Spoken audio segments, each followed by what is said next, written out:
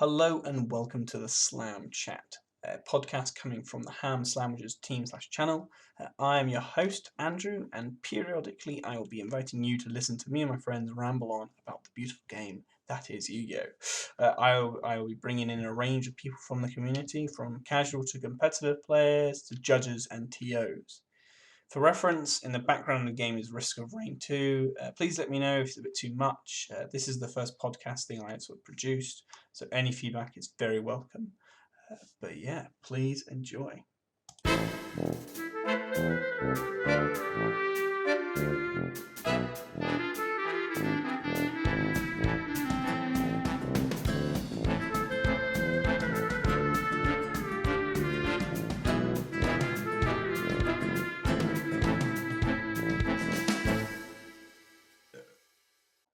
So, how do you reckon we start? Do you reckon We all just jack it, and then when we finish, we all scream, and that's the start of the podcast. How about Ross? You do a theme song. Do a song. Really? Yeah. I want you to sing. Yeah, go on, Ross. Like I'm thinking it's like early YuGiOh pod where it's just like dumb. It's just like three dudes goofing into a mic. So I'm hoping that you just goof. Just do a goof. Just do it. Yeah, just goof, Ross. Goof another. Oh God. Go on, sing. No, I don't want to. It's just three dudes talking about a card game, talking about a card game, talking about a card game. Gorgeous. Yeah, cheers, man. I like that. How about hello, welcome. My name is Andrew, and I'm the host. Join with me today is... I'm the host. Oh God, this is already terrible. Join with me would be my friends Joe and Ross. We are part of a team called Ham. Is it a team? Or is it just dumbass? I don't know if we're actually a team because we have Niall in it, and I'm pretty sure he's like contractually obliged to not be in another team. The lawyers are currently sorting that one out. But I mean, we've got the badges, and that's good enough. I don't know. Let's just say a team. If we say team, I think we give that persona of being higher up than we are potentially. Yeah. I mean, what constitutes a team? Podcast starter, are we going to redo this? Yeah, man. I've been recording the whole time. It's a cold open. Oh, gosh. This is how you do it. No.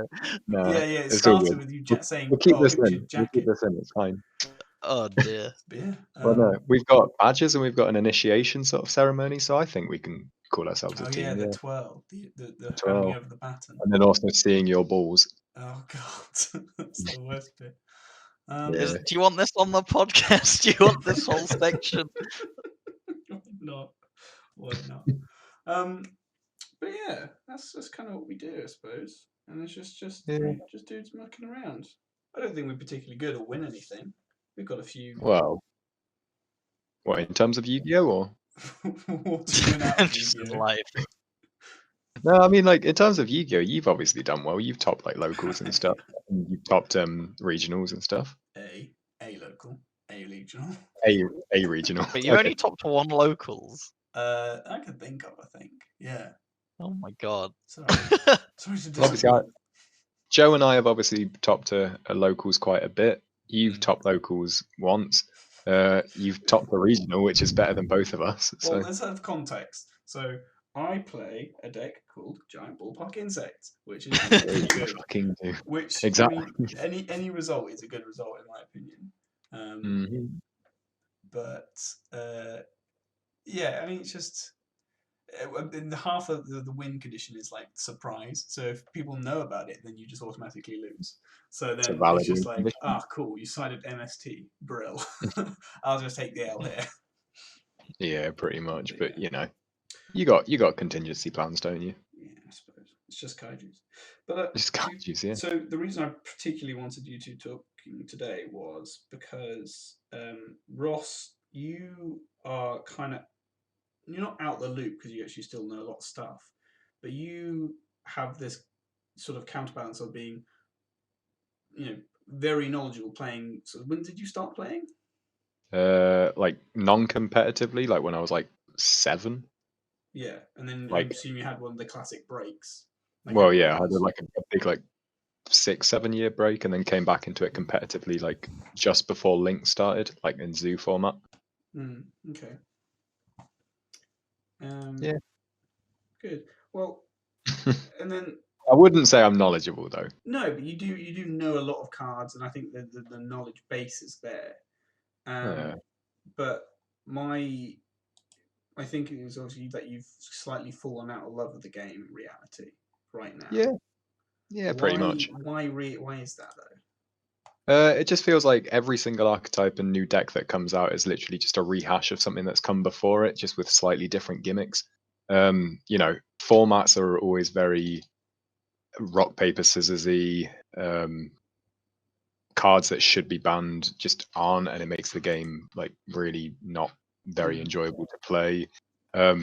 You know, creative deck building isn't really rewarded, unfortunately, in a game like this, whereas in a game like Hearthstone or even Pokemon, it can be, which makes, you know, theory crafting and deck building not all that fun. Yeah, I watched a video, APS, the American guys, and he was saying how he was basically asking people to like not shit on like deck profiles online anymore. Well, not anymore. Yeah. Because he was finding all the comments on sort of YouTube videos were exactly the same. Where, oh, why are you playing this? Oh, that's such a bad tech. Oh, that's disgusting. And it basically, as you said, takes out sort of creativity of Exactly. deck building. It just becomes cookie cutter almost in net decking. Which is like, it's kind of understandable. Like, I'm sure in like a certain sense there are like objectively correct tech choices and objectively like correct, like, you know, engines and stuff that you could put in certain decks. But it's just like, I feel like a lot of the time fun sort of gets put on the back burner when it comes to competitive Yu-Gi-Oh, which is understandable. But yeah, that's sort of why I'm just not enjoying it much at the minute. But Joe, am I correct in saying you pretty much just played for meta, or would you say it's a fair comment? I mean, I have rogue decks built on the side, but I enjoy playing meta. meta decks. Yeah, but I think a big like thing about it is as well is that I stick to a deck for a while, but I change it every other format when I get bored. But you boys, and especially Ross, you have like 2 or 3 decks.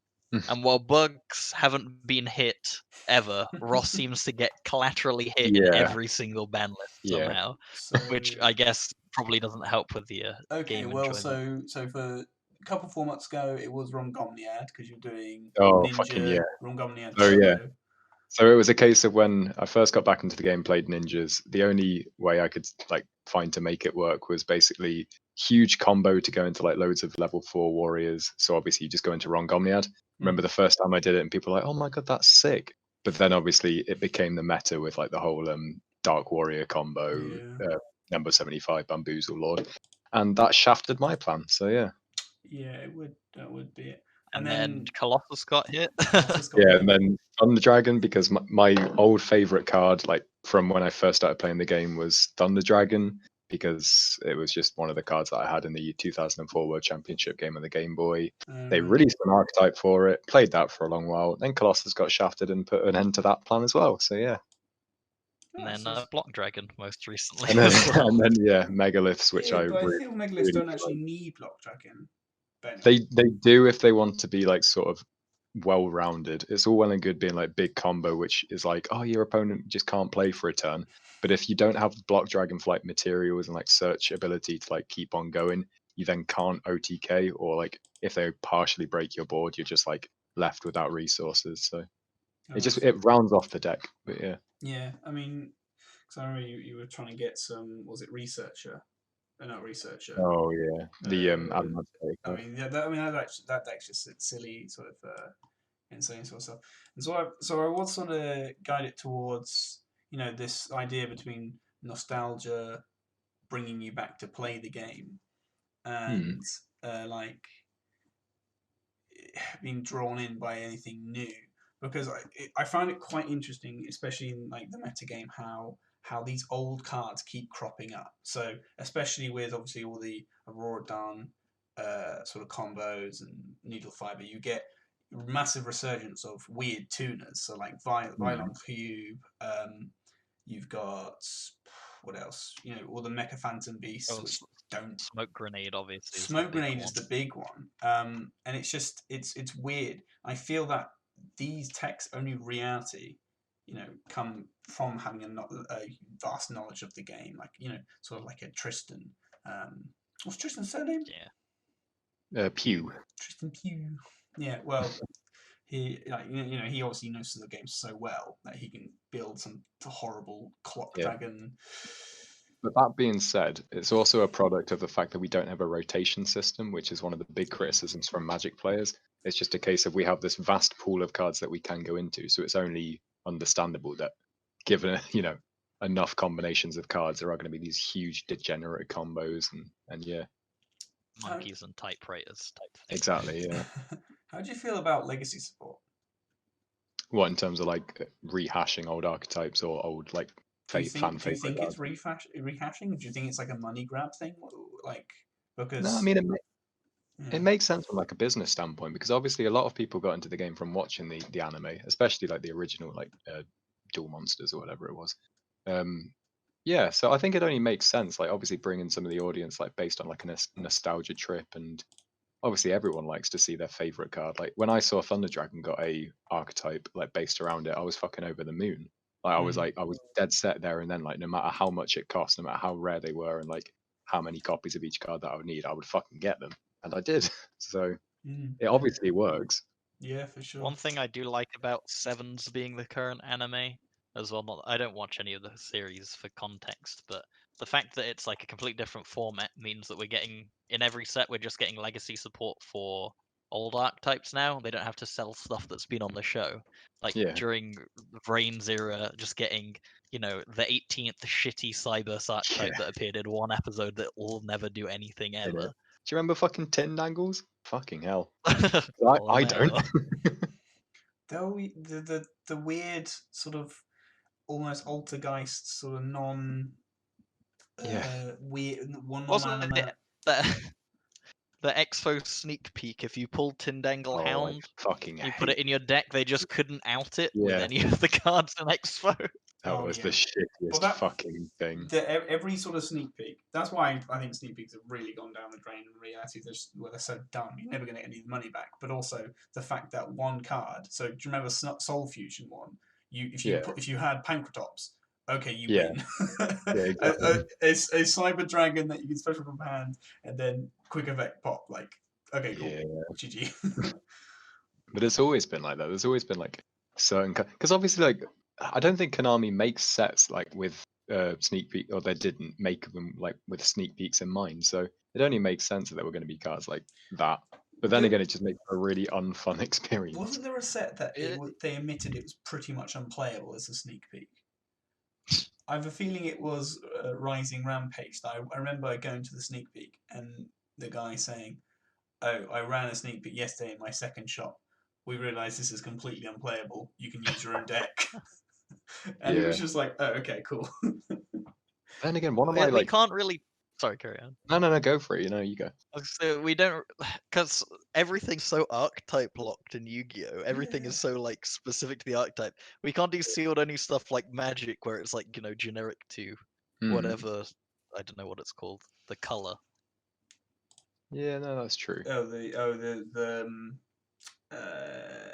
actually can't remember what they're called now. They're not energies, is it? That's Pokemon. Mana. That's Pokemon. Mana, yeah, different color mana. Yeah. No, that is kind of true. To be fair, I think when you like obviously introduce archetypes, you're just sort of like narrowing down the specifics for each individual deck. Like, I don't know. Obviously, with like games like fucking Vanguard, which literally have like 40 something different specific like like, well, I don't know what they call them in there, but like they're unmixable and you can't fucking mix them. Like, it's very different in Yu-Gi-Oh, where theoretically you can mix all these different cards together. Doesn't mean it's gonna fucking work, but like. I mean, sometimes it does. Pile decks have famously done very well. Do you remember which event was it? I think it was Milan with the guy who the level 3 spam deck. Oh, of course, yeah. It was. It's a tri-axis or whatever it is. Yeah. I'm actually looking at building that at the moment, or an updated version. That only works because of fucking like BA. Let's be fair Cherubini. here. It's literally just you make Cherubini and then Link Cross and then Needle Fiber. Yeah. They have to negate all of them, and then you just make Verta Anaconda. Just like I love- forcing negates. So obviously, Ross, you said why you've kind of fallen out of love, how things recur. Joe, you've obviously kept going. Why do you keep playing? That seems quite a weird question to just ask, but like No, you it's can tell me. it's understandable, and I wonder this a lot myself because like a lot of my Not a good friends, sign. Ross included, who was the person that got me back into the game, have fallen out of love with the game. Not like permanently. People No, tend to no. take a couple of months break or like a year or whatever. But I've never felt the waiver really. I've always been super into it. I mean, during first lockdown, I didn't really play, but that's because I really don't like playing like, Yeah. comic book that's stuff. something. But it's a different thing. But I don't know. I love it. Again, I think I change decks fairly regularly. Keep it fresh. I don't know. Yeah, I don't know. I live for like real events as well. Like Yeah. going to locals, like going to the pub after locals.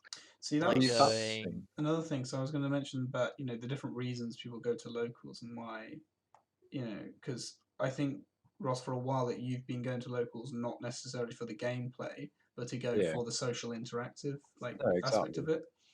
There would be a lot more incentive if there was like sort of seeing my friends in person, like going to the pub afterwards. But obviously Yeah, this of course. with lockdown and everything. But that being said, like fucking if all the like major events like YCS London came back and like, all these different like, events where it's like a weekend thing you get to spend with your friends, then I would definitely get back into it for that alone. Like It's one of one of the things that keeps me going is even just like single day regionals in a different Yeah. city, but especially the big events. It's the most like school trip energy you can get as Yeah. an adult. That is really true. Bungling Yeah. everyone on the bus, trying to find your Having to hotel. wake up at like 8 o'clock and like Yeah. emerging bleary eyed to someone with their Yeah. cards. Like, yeah, let's fucking go. Yeah, it's like, have you got your deck list? Yes. Yeah. Have you got your spare sleeves? Yes. Have you got your deck? Oh shit, fuck, I need a So in London, I had to sprint back to the hotel because I forgot my mat or something, or I forgot my deck. On day 2, we were already up late. We were sprinting over, and then I forgot like my mat or my deck or something. I had to run back to the hotel. Just managed to make it in time, and then I got knocked out in round 1. So Not to derail the entire conversation, but that does bring me onto a topic that I thought about before we started this. Okay. What is the funnest, maybe funniest, maybe just most positive experience you've had with YuGiOh? we allowed to talk about Andy's balls again. I mean, if that's the most positive experience, then yeah, please do. I don't know. What was your example that you were thinking of? So obviously, with you just saying like having to run back to the hotel and like run and go get your deck list, it just sort of brought me back to the whole like obviously when we were in Birmingham and stuff like that, and all the fun we would have back in the hotel. It was just little things like that. But in particular, I'll give my example first, just because it's something that I don't think about often, but yeah, it's a good story.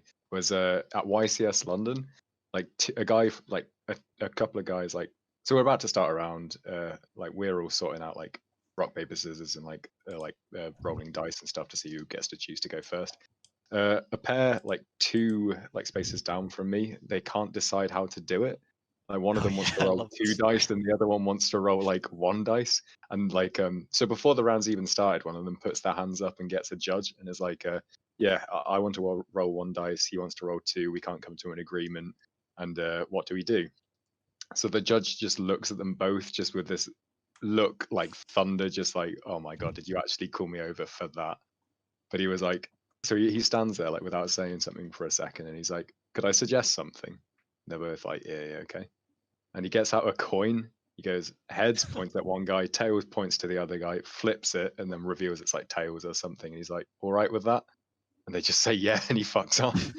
It's honestly like, it's the little things like that that keep me going, because that really entertained me. How's for like that the positive? There's nothing about that that's positive. It's just funny. That's the thing. 2 neckbeards arguing about rolling a die, and the guy turns up and goes, "You're idiots." They were completely all right with that, though. That's the thing. But that, like, from my point of view, that's incredible, because it's just like, yeah, they are idiots, but at least a guy has come over, flipped a coin, and now they're happy. You know what I mean? I don't There know. are so many little moments that just make me Yeah. laugh when I think back at them. Like when we're on the coach up to YCS or down to YCS London last Yeah. year, and there was like the little kid in the front of the coach. Oh, So like yeah. 2 kids going up to enter the dragon duels. We were like saw them. One of them like got their cards out, and then I think it was Aiden or Quinn started talking to him about the game. And Hmm. we're just asking him, having a nice bit of banter. And then we're like, "Oh, so what are you playing for Dragon Duels?" He was like, "Draco." And then just immediate, oh, fuck off. Yeah, Like, exactly. Oh, bless. Oh, I think honestly, just the general positivity I get from playing a dumb rogue deck, and like mm, the amount of people who are just like, oh, that's really cool and that's really fun. Yeah. They're like, they don't immediately look at me as the backwards piss drinking monkey that Yeah. I am. They just go, oh, that's kind of interesting and cool. Like, can you imagine if this was like if it was like a proper sport or a proper e-sport or something? Yeah. Well, like where you're doing something just so dumb. And then, like, I'm gonna play Like playing football. My tennis with hand. 2 rackets or Yeah, something like exactly. yeah. And it's just like, what? No, like don't like that ability to just do whatever you want in the game and enjoy it how you want that. to Yeah. is actually really nice. Yeah, I've got to admit, you are right there. You've found some fame with your this rogue strat, haven't you? Ah, of Fast No, I course. talked about you didn't. on stream, been in a errata video. Look at me. I do regret not having some deck profiles at the tournament because that would have been really good. Got to get some more tops, man. Yeah, Got to Yeah. well, restart. we'll see. I'm trying that YuGiOh thing currently because I really feel good about him. The idea at least to try and save locals and stuff like that. Because as you said earlier, the fact that these social things are really important for a lot of people, and I think it's really nice that at least he's trying to do it. Hmm. But yeah, No, that's fair play. I think that's, yeah. It's just, it brings out the best in people sometimes. It's just 3 dudes talking about a card game, talking about a card game, talking about a card game. gorgeous. Yeah, cheers, I man. like Okay. that.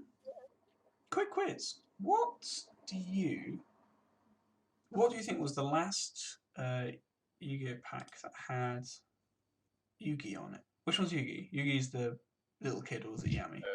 Pharaoh's Servant? Yugi's the little kid. Yeah, Yugi's little one. So Yami's Adults. Yami, yeah. Yami's the pharaoh. Okay.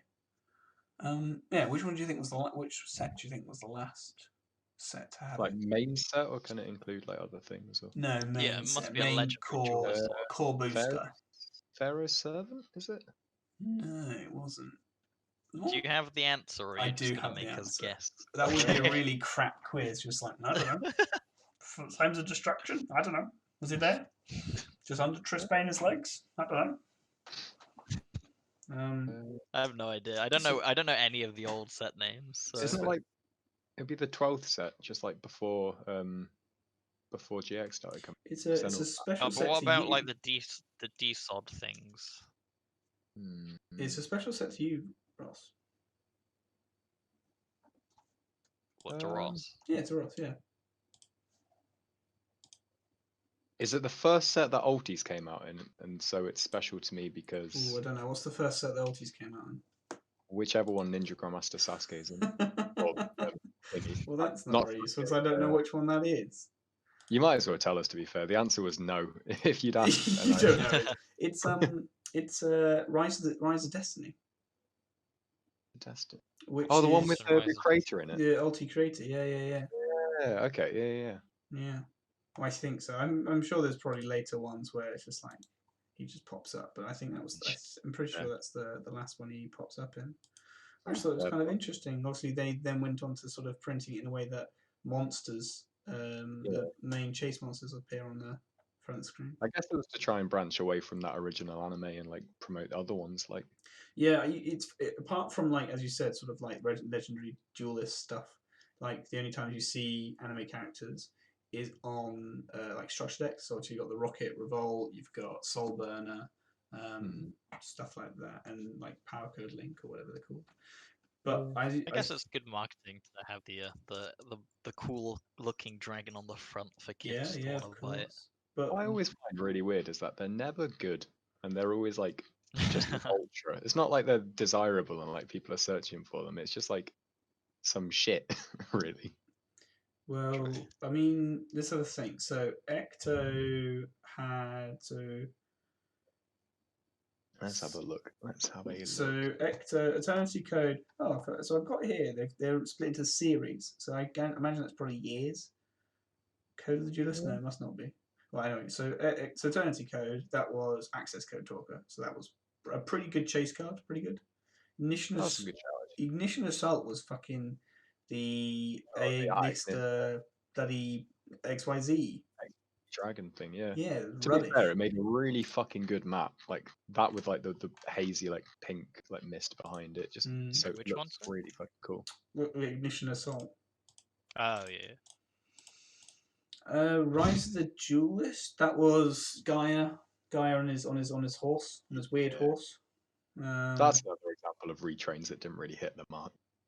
No, I know. It's a very funny thing because obviously all of this is very speculative because you watch the Fafa videos interviewing all the chaps at Konami, and they obviously have to keep everything very close to their chest, and Of course, obviously they'll never tell you like, oh yeah, we chose this archetype to get better and this archetype to get worse because it's like. But it's funny because obviously they have that power. They know exactly how powerful a card will be, which kind of leads me into another point. Like, have you noticed in recent sets, like there has been like one or two fantastic cards, like immediately springs to mind is, you know, AA Zeus in the recent one, Alpha, Lightning Storm, and obviously these are all really droplets, TTT, and these like the couple chase secrets, which is obviously fine. Secret's always going to be the chaser card, but do you think we're going to get to a point where they physically can't get any, not physically, but they can't get any better? No, they'll just do what they've been doing the last couple of sets, and they'll ban something and then just release a retrain of it. Like we've had a really weird phenomenon where basically like at the beginning of the game you obviously had these power cards like Pot of Greed, Change of Heart, like Delinquent Duo. I'm like they realized pretty much instantaneously like these are not okay cards to have in the game, and then what they've done is they've dropped the power level and then gradually raised it to the point where we're nearly there again. Yeah, I mean, the classic thing that springs to mind is Regeki. Regeki, has been bouncing in and out of the ban list for so long, and now it's come back to one. And Hoppy's Feather Duster as well. Like, that was considered broken for so many years, and it's getting to the point where Lightning Storm being released that it's like, well, actually, it's not. It's fine. Yeah, I know. Hence why we've seen it come back, but yeah. Maybe power creep will do that to the game where ripping two cards out of your opponent's hand isn't actually that big a deal. So yeah, a card like Delinquent Duo could come back. I honestly, I only play Dark Worlds in case I get Delinquent Duo. It's in my side constantly. It's the ultimate smokescreen. They will never expect that.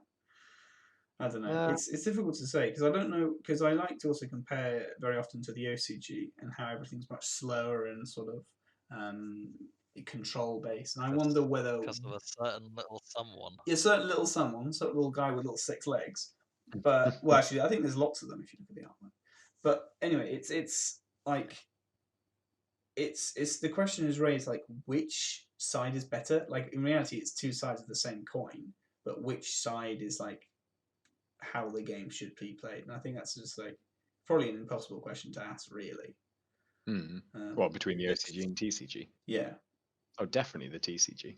You reckon? The thing is, like, it goes back and forth. They'll have like a mad degen format for years, while we have like a really good one, like Eternal format or Toss format, whichever one you want to call it, with Thunder Dragon, Sky Striker, Orcus, whatever.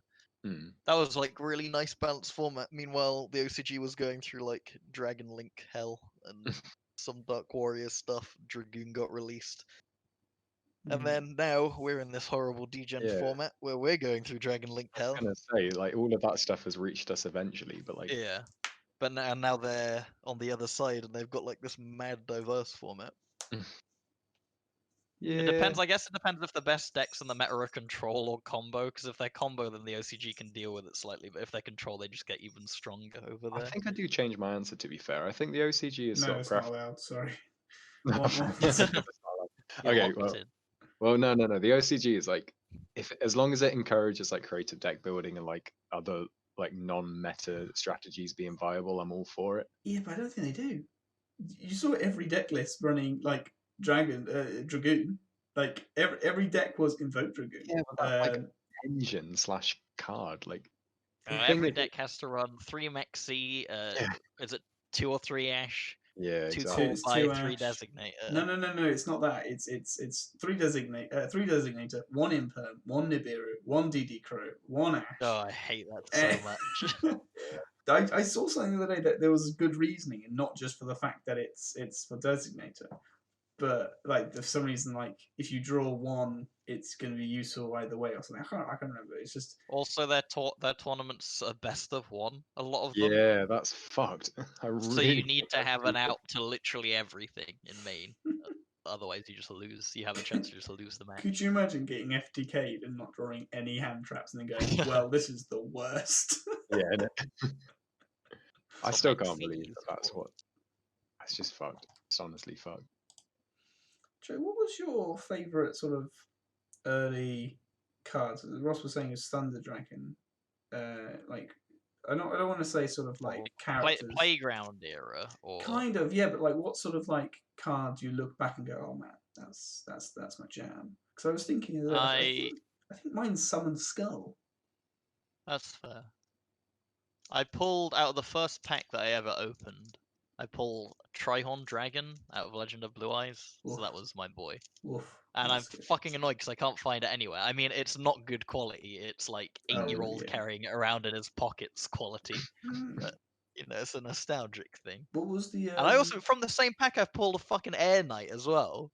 I was like, actual mad value. Little 8-year-old me had no idea what he had there. Yeah. You just started dabbing. You just like, Mum, I don't know what I'm doing. The spirit of a knobhead has taken control. No. The first ever card I got, this one means a lot to me, was Remove Trap.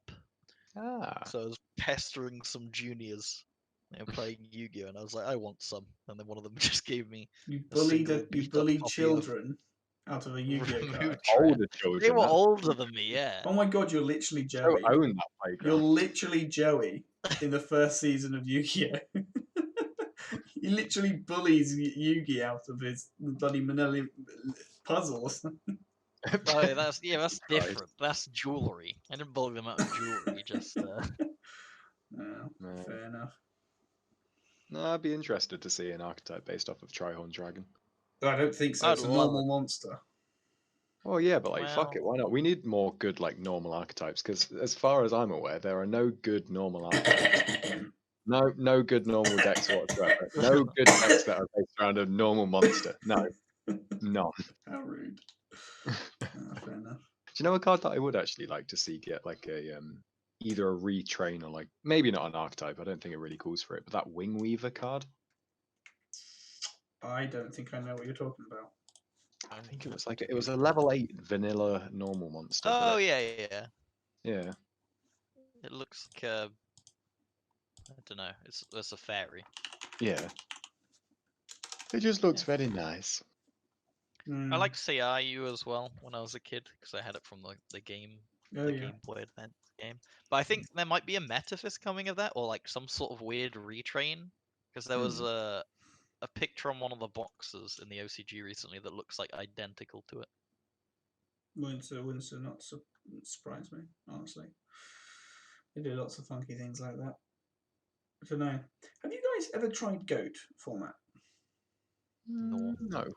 Why not? Because Ross, especially, this seems like a format that's like pretty much made for you. Actually, saying that, there's not a huge amount I of like reducing the amount of deck building potential by a good 90%. Yeah, I was gonna say because obviously Get it's like all pot of 3 greed. decks. Yeah. Yeah. Yeah, I suppose. There are like 3 good decks in Go, and you get to choose like 6 cards In it. that are like flex spots. Yeah, but then in which case, I think people obviously, they're nostalgic about the cards and they love the cards because they remember from their childhood. But like, I don't know.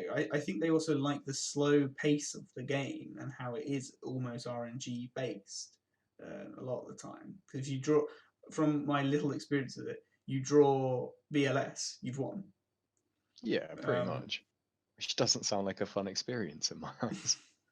It feels like a completely different game, though. I mean, Hmm. like, I remember you saying, Joe, that you'd been not challenged. Someone at locals gave you a chance to try. Was it an anime deck?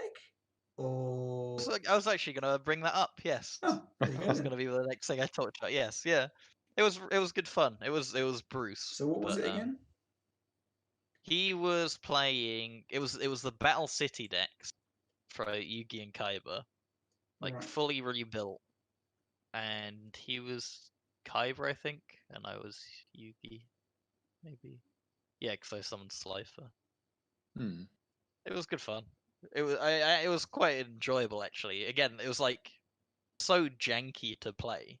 Yeah. You're literally Sure. just playing big monster beatdown with like weird, very situational traps.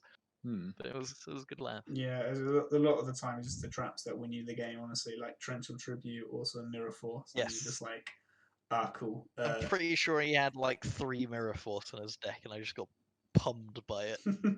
Did you win in the end? No, I fucking lost. I think he Mirror Forced my Slifer. Man, Wow. I I, hardly feels worse.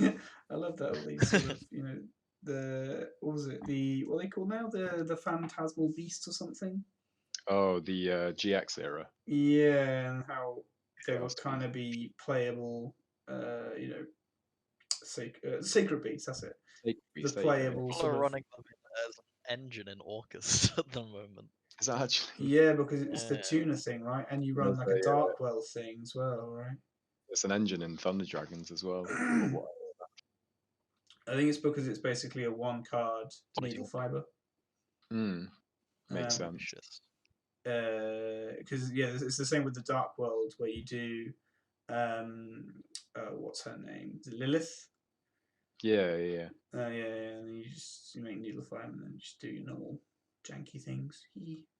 Speaking of GOAT, brings me on to the topic that I wanted to talk about. Go on. Alternate formats. So obviously we've got GOAT, we've got traditional. I would love to see like other things like, you know how like Magic has like Commander or stuff like that. Yeah. Like, obviously like YuGiOh could do a lot of good stuff with like deck master type stuff and like I don't know. I'd like to hear your thoughts about what a good alternate format could be that really changes the game.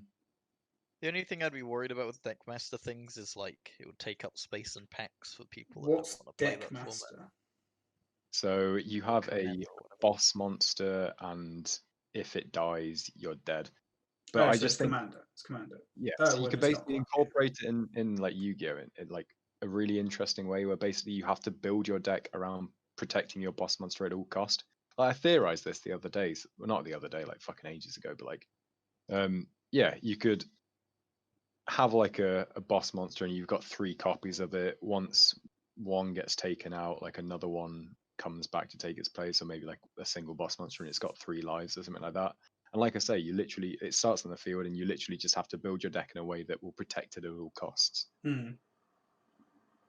I don't know. I just think something like that would be interesting, just to break the monotony of just, oh, I go first, unbreakable board. Oh, okay then. Oh, I go second, OTK. Oh, okay then. Well, I don't. It's an interesting one because I think, as you said, Joe, I don't know how you would do it apart from like maybe speed duels wise, where you just do completely different sets, where it's just like that sort of stuff. The beauty of Magic, the fact is, they do the set rotation, and all the packs can basically be used for like every every version of the game. Obviously, Commander, you use specialist sort of boss monsters, as it were, and then if you use Modern, you just use the most recent set, and then every other format varying. With Yu-Gi-Oh, I think it's because there isn't that set rotation. There's no real need for different formats. If you know what I mean? Because you can go back to different rule sets. So 2015 rule set is very popular, I know, and I know a few people who play that pretty much exclusively. Like Ultra Doll, BA, Yangzing sort of format sort of thing. But it's yeah, go on. Put me back in TOS format and I'll be play. Yeah, that's the thing. So I suggested that the other day to do a fancy sort of a mini tournament of playing 2019, 2018 format, and people were like, hell yeah, that sounds amazing. It's a really nice format. I feel like everyone's and that wasn't like the go first, set up an unbreakable board, I win, go second OTK format. That was literally like actual long games that you had to think about. No, I think that generally was my favorite sort of time I've been playing. I mean, I even with a rogue deck, I think you could do well because there was, as you say, what do you keep calling it? The toss one. It was back and forth between different sort of decks, and you could do well with a normal bug insect. It was like you could do well with like rogue decks, but you could also change meta decks to be like better suited to what you thought you were going to say. It's like, what's that thing where it was like in the OCG, it was basically it was a case of like it was flipping between 40 and 60% of a certain deck, and then like at another tournament it would be like the other way around and stuff like that. Is this Eldritch and Dogmatic? That's the one. Yeah. It was sort of like that. If you thought you were going to be seeing more things, because recently there had been a big revolutionary push in Orcust, for example, you could, like, for example, when I went to YCS London, obviously, like, I played Thunder Dragons, expecting to see a lot of Orcust. I main decked like Super Poly. It's like stuff like that. It's like, it's just really interesting where like stuff like that could impact tournaments. I remember people doing quite well main decking sort of Lancia as well. Exactly, yeah, which gave road decks a bit of a chance. I'm sure you didn't like that, but yeah, neither did I. that was the best thing. It's just like Lancia. Oh, gross! I'll just set up my graveyard. Okay, system down. Next turn. Yeah. Oh no. That was my favorite thing, watching Orcust do their entire combo. Baiting out the negate and just going like, yeah, everything gone. Everything, master. Yeah, it's everything. I remember at Euros, like round 2 or 3, playing against a salad player, and I had opened the tits to break a standard salad board, and he fucked up his combo, so he couldn't end on the proper board, but could end on Dweller. That was like literally the one thing I can't beat. Right. Yeah. Well, I think a good half an hour or so. Oh, it's more like 40 minutes. I think that's a good long chat. Well, thank you very much, boys. That was very fun, actually. Quite like that. Oh, yeah. We should do a few more. Yeah, I think I'm going to try and switch it in between different people each. I'm going to tentatively say week. But yeah, thank you very much. See you later, nerds.